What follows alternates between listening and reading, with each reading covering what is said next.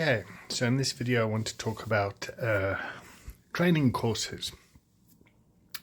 And when you go into an organization to present a training course, most people want to be up in this quadrant up here.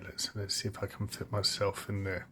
They want to know what the training is about, and they want to know what the structure of the training is about so that they can measure it. So you kind of go, here's the syllabus, this is what we're going to do, this is what we're going to learn, this is how we're going to get here, and there's all the knowledge, and it's very structured. And unfortunately, that often isn't really it isn't really well received by the participants.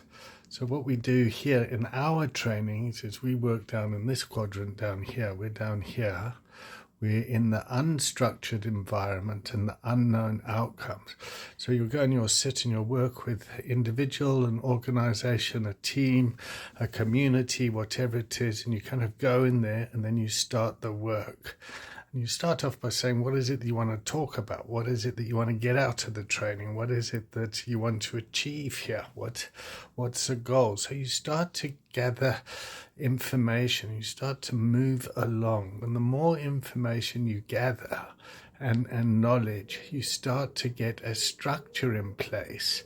And then once you've got that and you've worked out what everyone wants to learn and talk about and move, you can start to move up into this area where you have a structure in place, but you're still unsure what the outcome's going to be as you teach people.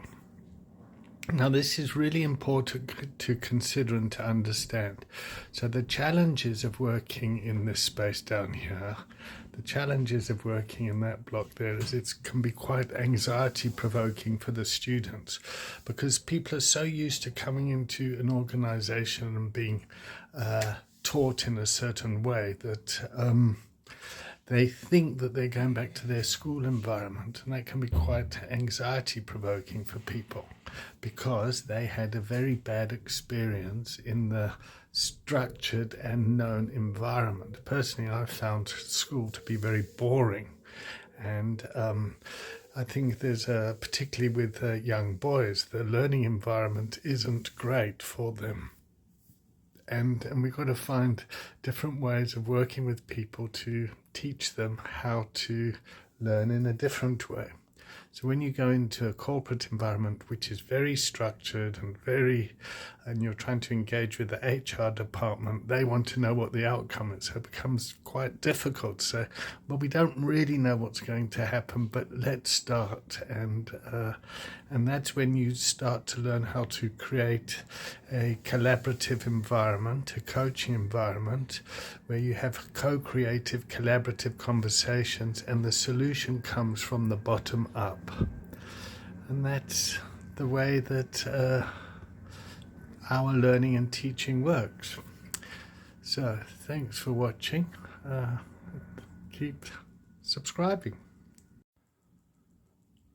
Okay, so now I want to talk about this model here where I've taken learning, and in this quadrant up here in this part of the diagram we've got ABC, action, behavior, consequence type of learning.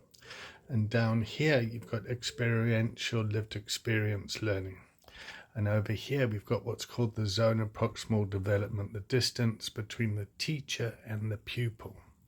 So in traditional schools, you kind of go and you start in nursery school, and then you go to primary school, and then you go to high school, and then you go to university, and then once you've completed everything, you become a professional. And the learning outcomes are very structured in, like, you get to this level, you pass, you get to that level, you pass, you get to that level, and at the end of each year, you write an exam, and if you pass the exam, you move on to the next level. If you fail that exam, the consequence is you have to repeat the year.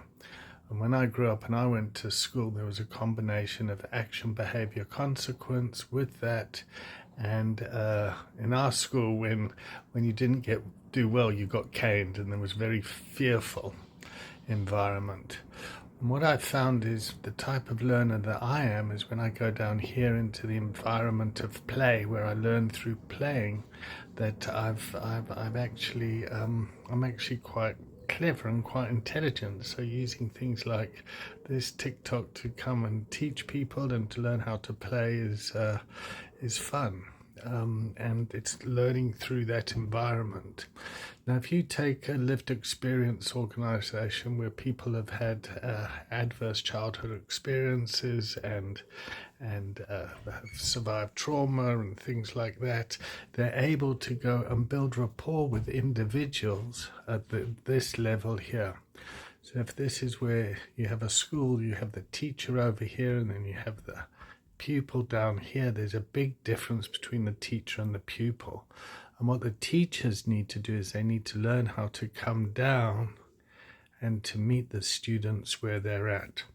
Now, a lot of professionals who have gone through life and they've become doctors or psychiatrists, and they kind of sit up here, the distance between them and their patient is often very vast, and often the patient has been impacted by the big people up there and doesn't engage. But if you take somebody that's been there and had the same kind of experience, they can form an alliance and support that individual in moving and growing as they then get to integrate the theory into their lived experience, and then they can learn how to have a practice and then to meet other professionals where they're at.